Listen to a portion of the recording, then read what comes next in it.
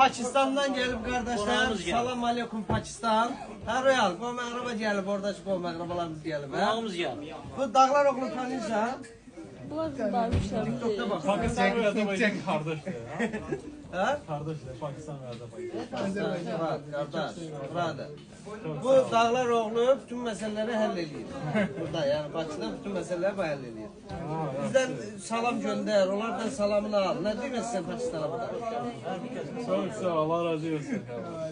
Bir Pakistan dilinde bizim bu tuşan hakkında danışıyor. Pakistanlılar bilsin ki Azerbaycan'da böyle bir ucuzluk var. Tamam. बोलो उर्दू में बोलो आप जो भी लोग देख रहे हैं बाकू में रहते हैं और यहाँ पे पाकिस्तानी लोग रहते हैं, इंडियन लोग रहते हैं, वो लोग यहाँ पे विजिट करें, बहुत अच्छे आइटम है, बड़ी अच्छी प्राइस के अंदर मिलते हैं।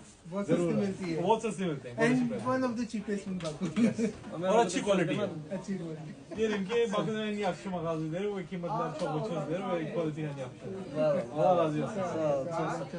Pakistan, Urumçu, Kitay, İtalya, bütün dünyanın gözü. Yeni yapılan Hamı gözü. Bak Arbat uşaqlı gəliblər, hamısı qulluqlarındayıq.